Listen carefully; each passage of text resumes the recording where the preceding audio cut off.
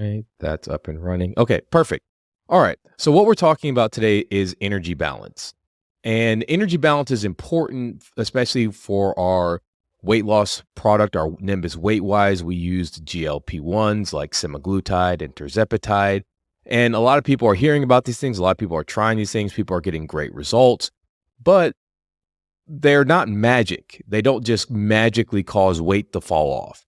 So how does it actually work? It works through a principle called energy balance. And what energy balance means is whether we gain weight or lose weight or maintain weight is determined by how many calories we intake and how many calories we expend. And we're going to break down each side of that equation. So when you're gaining weight, you're intaking more calories than you're expending. When you're maintaining weight, you're eating and expending about the same amount of calories. And when you're losing weight, you're burning more calories than you're intaking. And so some people will simplify this as calories in, calories out. We're going to talk about everything on the calories inside, the calories outside as well. And the calories outside is our basal metabolic rate, something called NEAT, which is non-exercise activity thermogenesis. So involuntary movements, and then like things like going to the bathroom or standing up or walking around, that type of stuff. It's movement that's not exercise. And then you have exercise, and then you have something called the thermic effect of food. Just like it takes money to make money, it takes energy to make energy. So we have to break down the things that we eat. So that's everything on the calories outside: basal metabolic rate, NEAT, exercise, and thermic effect of food. And then on the other side is calories in. So what regulates how many calories that we eat? How can we play with these things to maybe lower our calorie intake? And that's specifically what we're going to focus on, but you can also increase your calorie intake if you're trying to gain weight. The biggest elephant in the room is hormones. People talk about hormones all the time in controlling satiety and controlling metabolic rate. Well, most of the hormones that you talk about actually work on satiety. Things like GLP-1, ghrelin, and leptin, they're involved with either helping us feel full or making us hungry. And even like the sex hormones like estrogen and testosterone, they don't really influence our metabolic rate, which is our basal metabolic rate. That's how many calories we burn just to stay alive, right? To keep our heart pumping, our liver detoxing, our kidneys filtering. But they do affect our mood. And of course, our mood can change how we eat. They can affect our energy. They can affect our feelings. And so all of these things can change how many calories we intake. Same thing with insulin. A lot of people will attribute fat gain to insulin. People who are insulin resistant, like diabetics or prediabetes, actually have a higher basal metabolic rate. So they burn more calories throughout the day than people who aren't. So it's not so much the effect of insulin on the metabolic rate. It's just that insulin does have some effect on satiety. What else can affect satiety? And satiety is how full we feel after we eat, how fast we eat. We know that if you eat slower, you tend to eat less calories. And that's likely because the signals that help tell our brain that we're full come from our stomach and other organs, and it just takes some time for that signal to reach the brain. Our food environment can dictate how much we eat. So for instance, plate size. Larger plates, you tend to eat more food. Smaller plates, you tend to eat less food and feel more full eating less food. So if we put the same amount of food onto a larger plate versus a smaller plate, you're going to feel more full on the smaller plate than you would on the larger plate. And this is a trick that a lot of people will tell their clients or patients or whatever, that when you're trying to eat in a calorie deficit, when you're trying to eat less calories than you expend, switch to smaller plates. It'll help you feel more full. It'll help you eat less food overall. Even plate color can matter. The more contrast on your plate, the less we eat. So, we recommend eating lots of colorful foods, fruits and vegetables. So having dark plates will increase that contrast and tends to decrease the amount that you eat. What you keep in the house. It's a lot easier to have willpower at the grocery store right? It's a lot easier to not bring the Oreos in the house than it is to keep the Oreos in the house and not eat them. All right. We all will be susceptible to our food environment. And so one of the things that can determine how much you eat is the availability of food in your environment, especially if there's a lot of highly processed, ultra processed foods, these hyper palatable, calorie dense foods. And also, what else? Like eating while you're distracted. So if you're watching TV when you eat, if you eat around other people, if you're not focused solely on eating, you can actually eat more. And so this is why you typically see, or one of the reasons why you typically see people when they eat out, they tend to eat more than when they eat at home. Number one, you're distracted, you're having a good time, you're talking, you're laughing. Number two, there is some social pressure there that people tend to eat more when they eat in groups than when they eat alone. So preventing yourself from being distracted while you eat. If you're trying to lose weight, don't eat while the TV's on. Really focus on your meal and how it makes you feel. Food composition can impact what we eat. So in general, protein and fiber are more satiating. You feel more full. That's why if you downloaded our PDF, we talk about prioritizing protein and fiber first. That's how we eat. We select our protein first and then our fiber second, and then everything else is third. And then viscous drinks. So smoothies that are thick tend to induce more satiety, and some evidence supports to almost as much satiety as food. So when we do decide to consume a smoothie, there are calories there, and we have to be mindful of that. But if you thicken it with like protein powder or avocado or peanut butter or something like that, it helps us feel more full. And then ultra-processed foods. We tend to extract more calories from ultra-processed foods. So if you have like 200 calories from a McDonald's hamburger versus 200 calories of broccoli, we're going to extract more, absorb more of the calories from the ultra-processed food than from the broccoli. So that's something to keep in mind as well.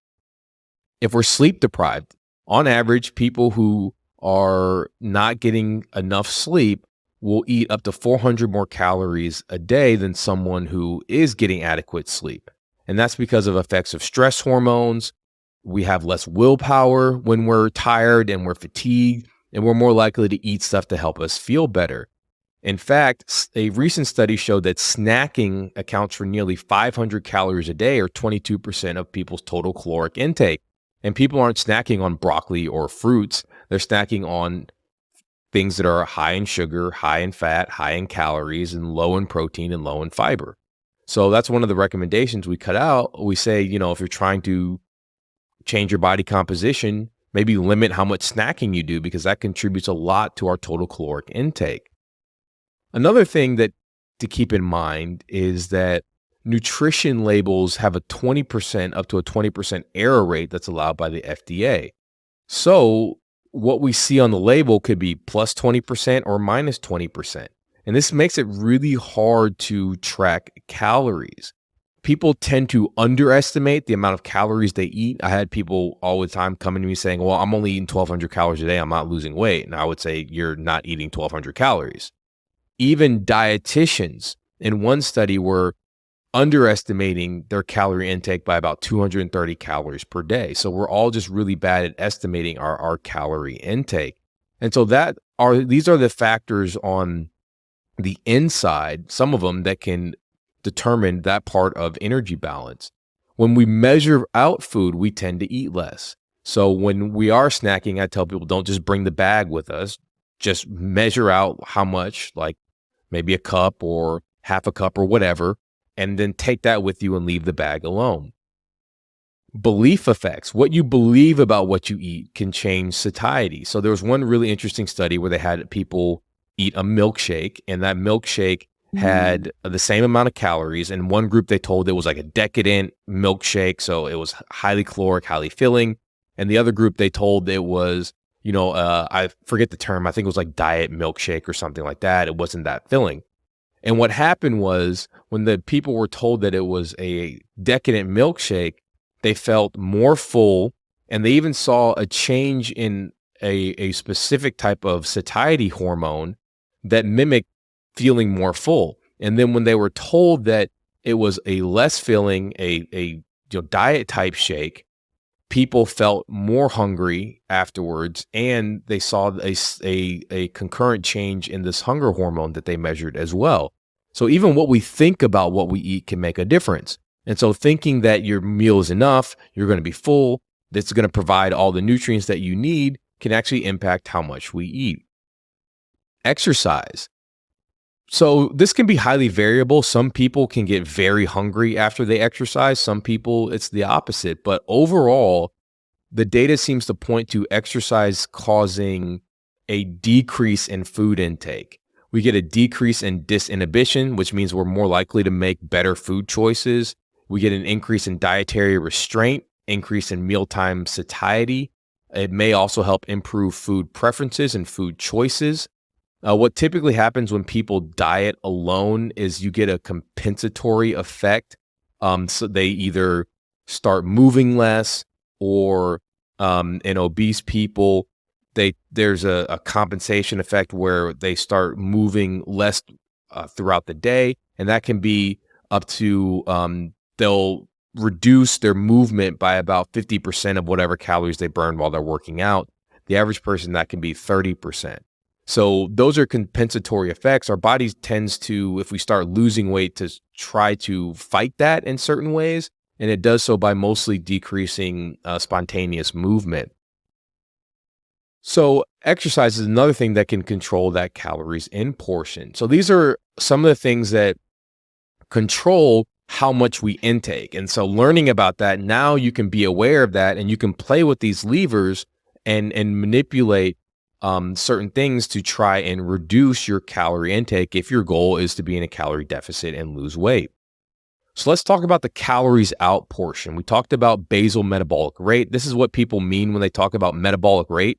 It's basically how many calories to just keep us alive. If you were laying in bed, not doing anything, what would your body need as far as energy to keep your heart beating and your lungs moving, breathing in, and blood flowing throughout your body, like I said, kidneys filtering, that type of stuff. And the determinants of our basal metabolic rate are things like genetics. Some people genetically have a higher metabolic rate. Body mass is a big part. So people who have more body mass have a higher metabolic rate. There is a lot of talk about starvation mode. You'll hear that, well, you can't just decrease your calories because your body will go into starvation mode and it'll decrease its metabolic rate to what you're eating. That's not true. They did some experiments that you could never do now, the Minnesota starvation experiments, where they basically did, that's what they did. They starved people and people continued to lose weight. Now, there is some metabolic adaptation. What that means is you can get a decrease in your basal metabolic rate below what you would expect just upon weight loss. So when you lose weight, your metabolic rate goes down because I mentioned your body mass determines a good number of your metabolic rate. But you can predict this based upon equations. And the metabolic adaptation is a decrease higher than what you would predict based upon those equations.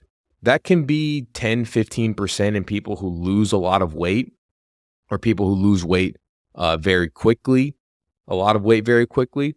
But again, that's maybe 100 calories, 200 calories, something like that. It's not a huge amount. And it's not your body going into starvation mode. That starvation mode is a myth. Body composition. So one of the reasons we encourage more muscle when you're trying to lose body fat is that muscle actually is more energy hungry than fat. So muscle will burn about 6 calories per pound per day. Fat will burn about 2. So as you lose body fat and increase muscle, you're going to get a net change where you're burning more calories. Now, it may be 50, 60, depending on how much muscle you put on, but that's still over time that adds up. Some things that can increase your basal metabolic rate, caffeine and capsaicin, can cause a very small increase in your basal metabolic rate. If you're bought fat burners online, if you have fat burners, they're all essentially worthless. There's really nothing as far as a supplement goes that can dramatically increase your basal metabolic rate. And like you mentioned earlier, there's a lot of confusion on this. People who are obese actually have a higher metabolic rate because they have more body mass. And then people who are insulin resistant have a higher metabolic rate because the liver tends to make more sugar because they're not utilizing the sugar that they have in their bloodstream well. And again, like I said, it takes energy to make energy. And so that's an energy needing process. And then the other thing I hear that's a lot of confusion about the metabolic rate is that, I'm 40, my metabolic rate has slowed down. No, there was a really eloquent study a couple years ago that showed that your metabolic rate doesn't really slow down until you're about 60, and not really appreciably, like to a significant amount, until you're about 70. And this, the reason that a lot of people tend to gain weight in midlife is that their movement goes down. They're less active. And we're going to talk about NEAT and exercise in a minute, but the data shows that people as they get older tend to decrease their activity level. And so when you were in your 20s, just think about how active you were, dancing the night away, walking to class all the time, out and about, you did a lot of activities that we were walking and moving. And that tends to go away as we get older and take more sedentary jobs and sit at our desks, right? So that's the basal metabolic rate. Not much that you can do on that as far as play with it.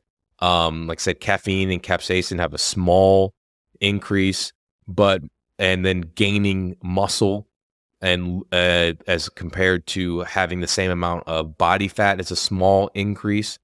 But the thing that you can change the most, and the thing that is kind of sneaky when it comes to this, is NEAT, the non-exercise activity thermogenesis.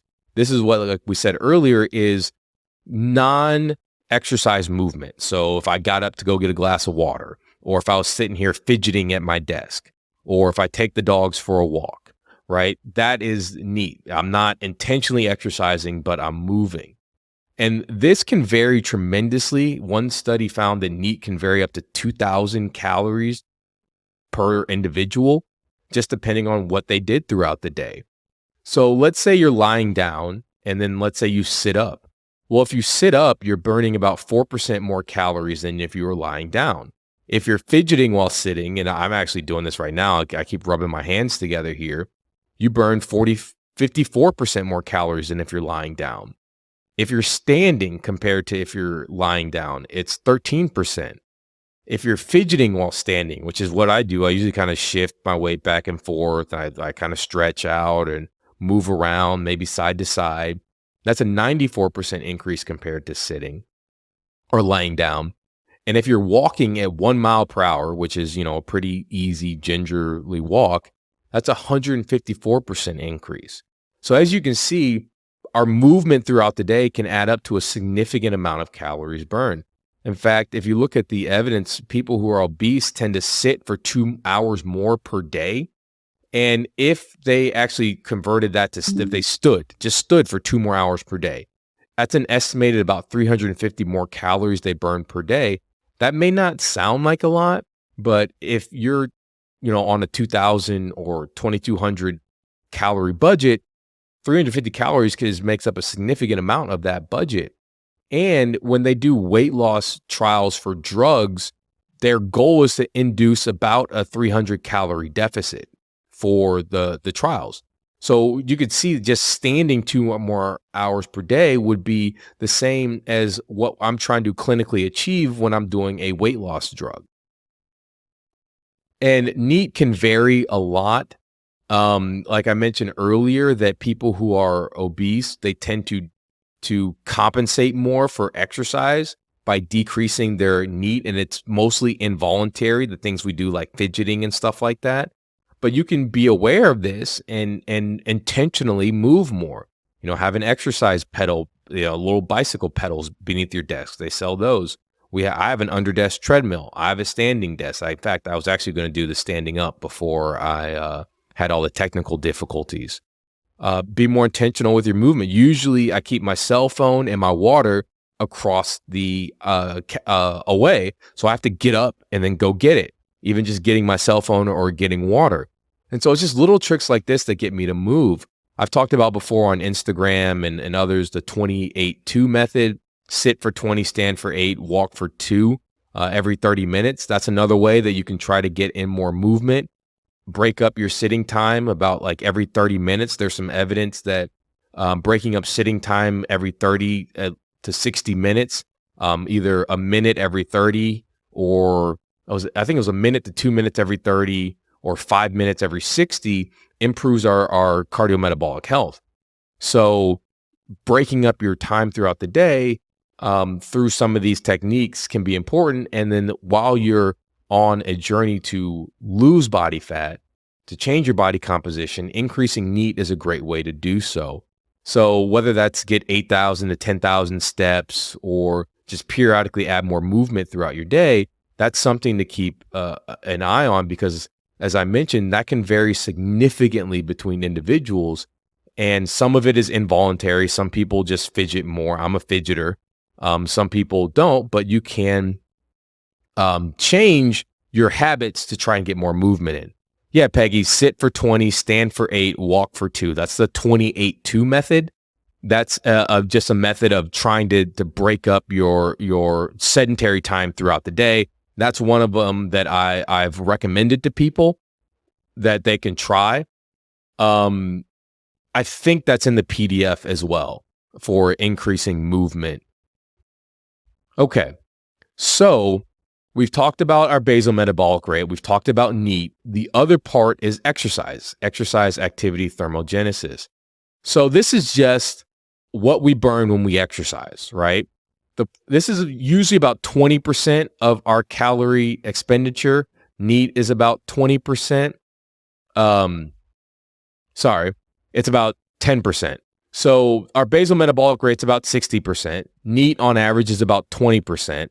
Exercise is about 10%. And the thermic effect of food, breaking down food, the energy it takes to digest and absorb and metabolize that food, is about 10%. The problem with tracking exercise calories is it's very hard. The trackers that we have, our Fitbits and our Apple Watches, are not accurate when it comes to calorie expenditure. Same thing with the treadmill, the calorie tracker on the treadmill or your elliptical. I know a lot of people use it for motivation, and you can do that. That's fine. Just know that the number is not very accurate. If it says you burned 300 calories, you probably didn't burn 300 calories. They tend to underestimate calorie burn at very intense exercise, and they tend to overestimate calorie burn at lower intensity exercise. So they overestimate calories or underestimate calories. Most of the time overestimate, because most people don't work out with very high intensity. But people, if you just ask them, they tend to overestimate how many calories they burn during exercise. So it's important not to take, if you have that, not to take it as gospel. I don't really pay much attention to what I track, how many calories I burn during exercise. An hour of intense exercise may, depending on your individual genetics and intensity, you may get 200 to 300 calories in an hour, right? That's pretty much a donut and a half. So don't chase your food habits with exercise. It's impossible. That's why they say you can't out exercise a bad nutrition plan or a bad diet, just because of such a little amount of our total caloric expenditure is from exercise. It's not to say that exercise isn't bad. Of course, exercise is good. We talked about it for satiety. We talked about how building muscle can improve caloric expenditure. And also, it's being cardiorespiratory fitness, having good cardiorespiratory fitness is pretty much the best thing you can do for longevity. Making sure you have good lung capacity or VO2 max, and then making sure that you are strong, that you don't have sarcopenia, loss of muscle mass. We'll talk about longevity and we'll talk about all that stuff at future town halls. So as I mentioned earlier, if you aren't intentional about your movement throughout the day, you can get a compensatory effect where you decrease movement for about 30% of the calories you burn while working out. That's on average for people. They will decrease their calorie expenditure in other areas by about 30% of the calories they burn while they work out. And then for obese people, as I mentioned earlier, this can be up to 50%. So they get more of a compensatory effect in decreasing mostly involuntary movements throughout the rest of the day. And the last thing as far as energy balance is the thermic effect of food. Takes energy to make energy.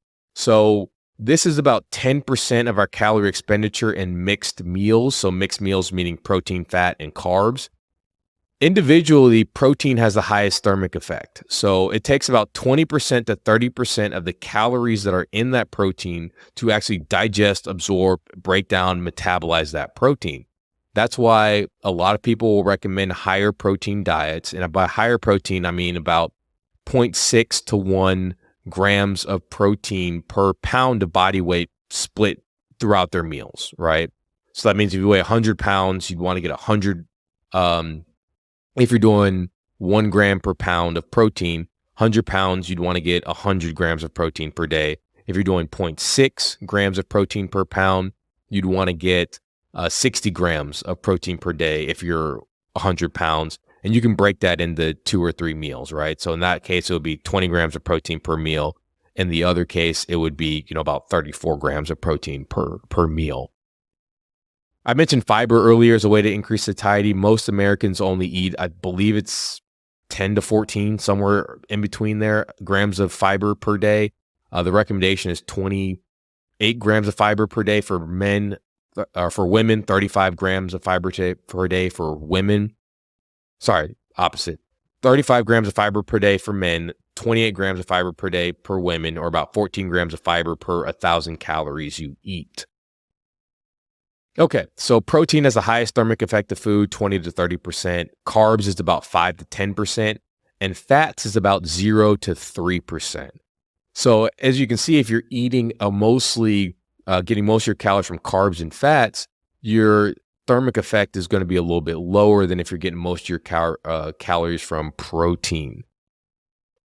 Okay, so that is my crash course in energy balance. If anybody has any questions, feel free to raise your hand or put it in the chat. Or if anybody has anything they want to say, let me know. I'll bring you up on stage. You can ask your questions or you can drop your questions in the chat.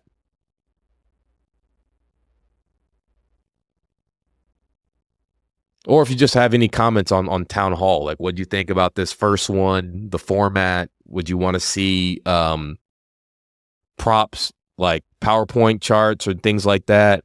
Any suggestions? I'm open to it. As these grow and as we get more members in here and talk about more diverse subjects.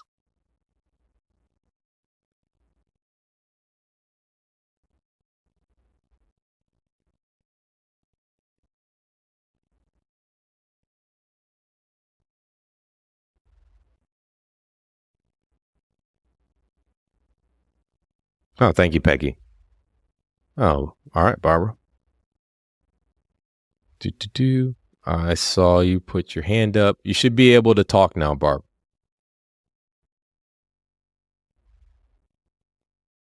Nope, I can't hear you. That might be a problem on my end. Let me see.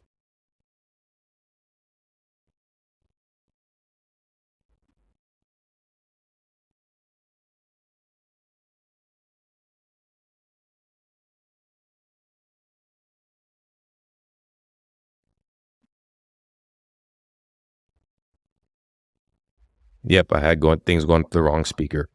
Okay. Okay, can you hear me now? Yep, I can hear you now. Okay, so I'm just hoping for maybe future town hall meeting, we could talk about, I know we talked a little bit about hormones and how they affect your mood and how your mood affects how much you intake per food. So maybe if we could focus maybe one town hall specifically on mood and estrogen and another on mood and testosterone levels. But I'm really interested in talking about like things like changes such as like perimenopause or just menopause. So things like that. I'm wondering if we could talk about those. Yeah, absolutely. So the other doc who founded was one of the founding members of Nimbus. She is an anesthesiologist who's got 20 plus years in women's hormones. And so she's an excellent resource in like menopause and things like that. So that's something that we're definitely going to talk about.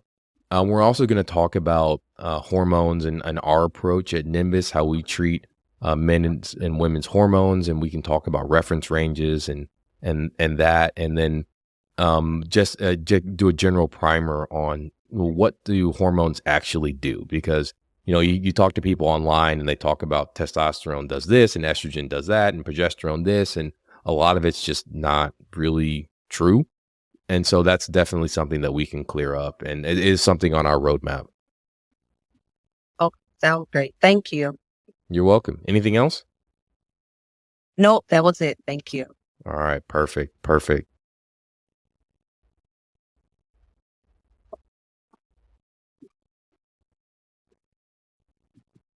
Okay. Anybody else have anything?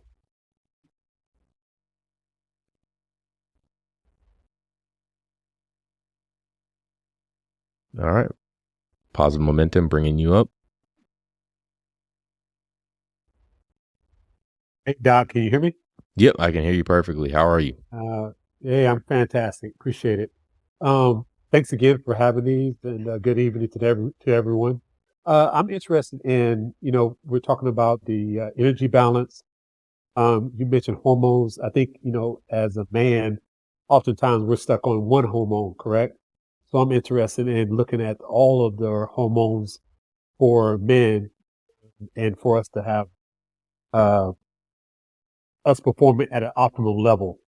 When we start looking at that, I'm not looking at all the supplementation that's pushed to us and how we're able to absorb. 'Cause I know we can't absorb all these things. I mean, I have a lot of gym bros and friends that are taking all of this stuff, and I just really wonder how all of this stuff is interacting when you take it all together, and how it should be taken, and then how our body's responding to these supplements.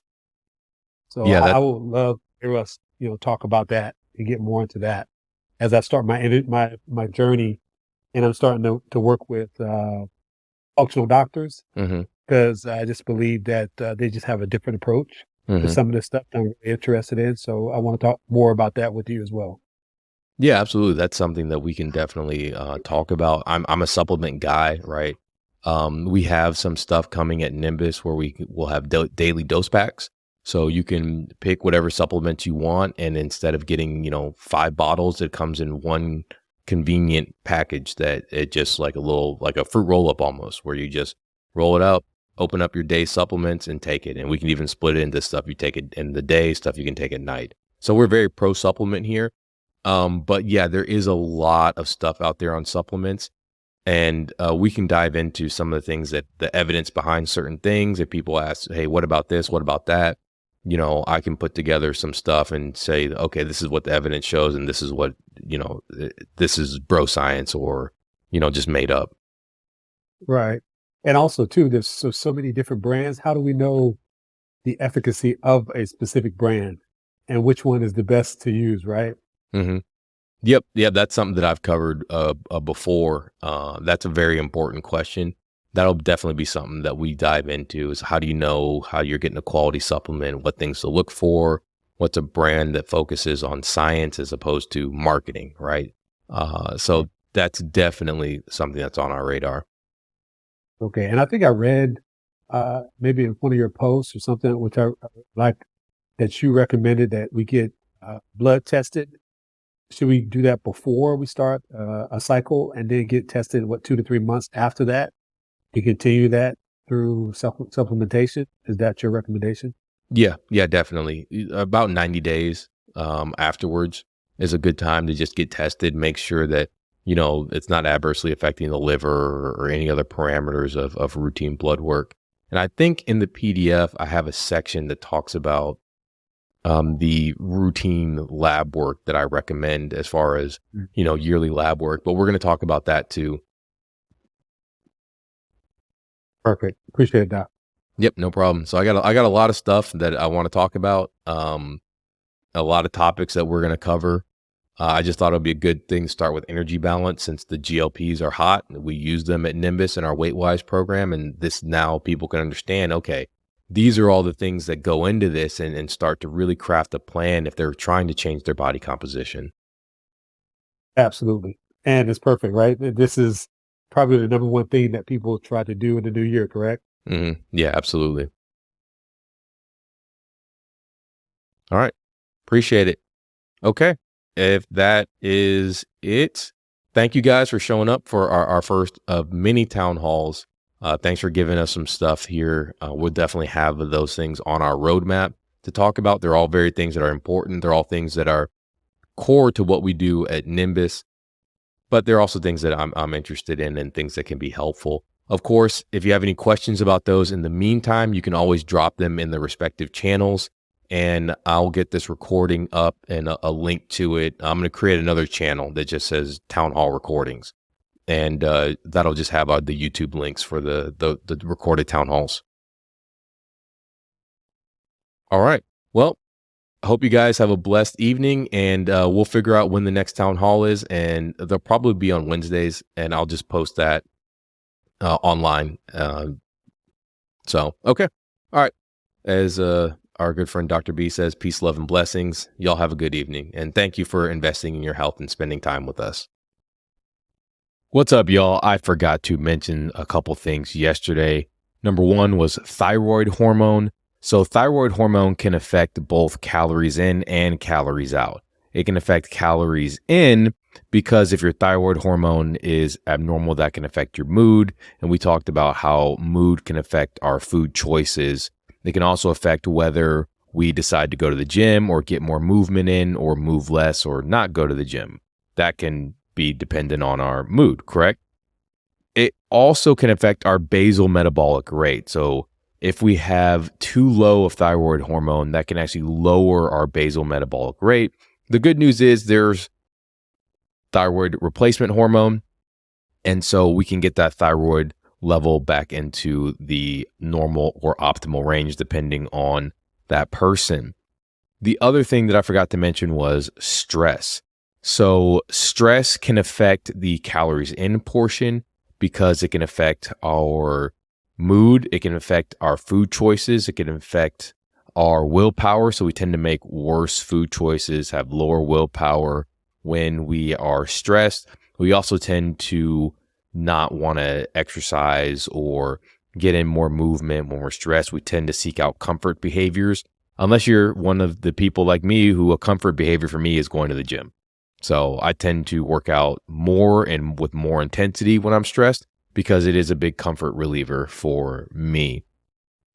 And the stress hormone, the major one, cortisol, gets talked about a lot about cortisol making you fat. Cortisol does not make you fat.